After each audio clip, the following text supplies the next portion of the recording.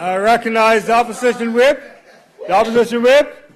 Would you like to speak? Good evening, Mr. Speaker. Yes, I would like Well, to let's speak. get started. So I think we've established quite a bit of a foundation here. So I'm just going to pivot a little bit because the first words that came out of the Deputy Premier and the Minister was the vision, and I want to just talk about that for a little bit. So I'm going to start with St. George's. Now, this is a beautiful location in Bermuda. It's been designated as a UNESCO site, and I certainly can remember back when the UNESCO certification was given to St. George's, and it was at a time in my life when I had an opportunity to visit other historical sites, such as St. George's, and one of them was Williamsburg, which is in Virginia. So I take the children down there, and this is a working town.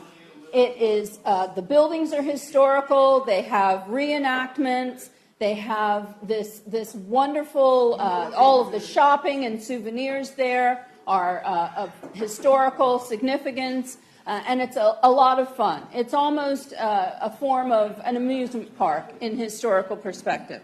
So, of course, Bermuda has the same. As a UNESCO site, St. George's has all the potential to be just that. And certainly I have gone down to St. George's. I've enjoyed their Halloween tours. I've visited and been a part of a lot of the historical events that are going on down in St. George's. And I can see the potential there. I can see the residents of St. George's buying into it. I can see the vibrancy coming alive in St. George's should we pursue this vision and bring it to life.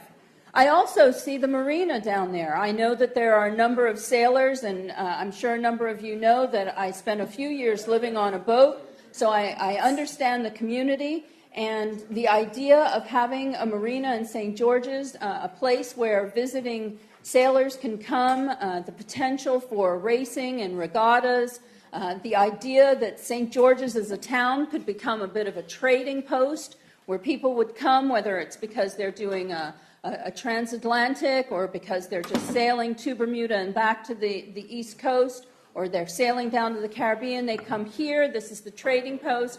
They can shop. They can spend money. They can enjoy themselves, and then continue on their way through via the water.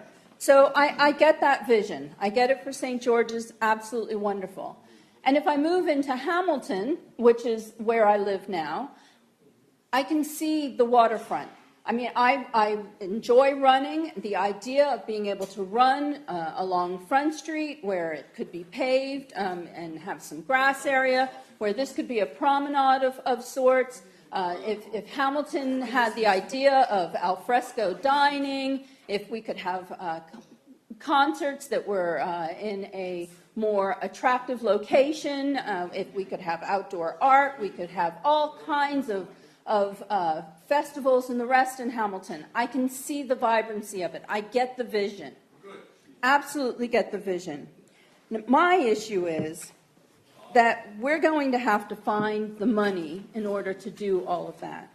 And clearly, we all know, that since we have very little money in the government coffer, that we do know that the Corporation of Hamilton has a good bit of money. So we can utilize those funds. And yeah, I think we do. And one of the reasons why I think we do, and we've discussed this today, is because, maybe the Corporation of Hamilton is, I'm going to say, quite conservative in their spending, which is why there may not be the development that we would all like to have. And the reason they're having that is because they're holding on to the coffers, right? So we know. So the Corporation of Hamilton clearly has the assets available to make many of these dreams come true. The issue is, for me, and the real challenge is, where and how are we going to find the leadership? Where and how are we going to find the elements to make this investment in St. George's and in Hamilton sustainable. So if we invest in this vision, yes, it's going to create jobs, we're going to upgrade the infrastructure, we're going to create smart cities, we're going to create living historical sites. But if the leadership is not able to build those relationships with the people that we need to build those relationships with, if we're not able to create the productivity that is going to be required of the people that are going to complete and carry out this vision, and if we're not going to be able to then create leaders who are going to be able to sustain in the future the vision and carry on, then that's where the buck's going to stop. Because if we spend this money and we build up the infrastructure and then we're not able to bring in the sailors or attract the historians or find the world events to come here and enjoy our Front Street promenade, or to find the mega yachts that are going to come here to visit, which to me is a stretch, but that is another day and another debate, then we're going to end up in financial straits. So we have to figure it out. I buy into it. I'm good, Mr. Speaker. But what we really need to do is we need to make sure that when we make this investment, we're able to sustain it, that we're able to create an environment that's going to say, we know how to get the people here to enjoy it.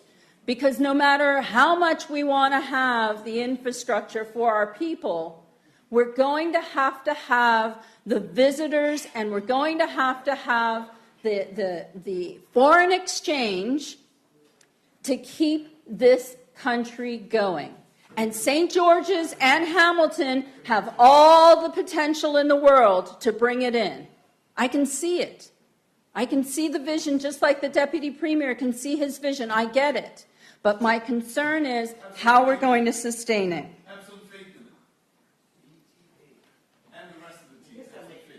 Now, my other concern is when we look at things like a smart city and we talk about city living and residences, I need to get a little bit more information about that. I need to see who those people are that are going to live in these residences. I need to know that we're going to have the demand of the population that even wants to live in the city, and whether there are enough of them to actually create an economic stream for the city. So I certainly would like to see some real comprehensive feasibility studies, especially before we look into some of the city living residences.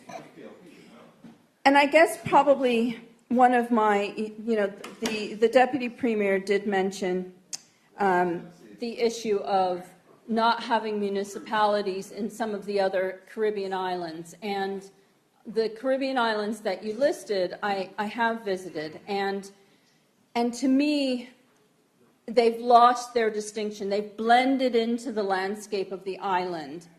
And St. George's and Hamilton have very distinct and unique personalities. And if Hamilton in particular becomes this smart city, and St. George's becomes an UNESCO site, then, a living, breathing, earning lots of money, tourists are coming just to be there, UNESCO site, then I just don't want us, if we do away with the idea, and when I'm talking about municipalities, I'm not getting into individuals and the rest of it. I'm just looking at the hierarchy of how the structure is. Then the independence, the uniqueness, and the charm of a St. George's, and the uniqueness and the charm and the innovativeness of Hamilton, I don't want them to get lost. I don't want it to become, Bermuda becomes somewhat vanilla because because we've sort of blended the boundaries, and it's become just all one residential area. So I guess, you know, that for me is an important feature, that we maintain that uniqueness and charm of our municipalities. And I guess, you know, my final piece and my final question, and I may bring this up in committee, is, you know, the question of who would want to be and who would be the chosen mayors. Would they be mayors that are living in or from the municipalities? Would we be able to maintain that parochialness of each of the municipalities versus having a generic council? So with that, Mr. Speaker, I'm going to take my seat. Thank you. Thank you, honourable member.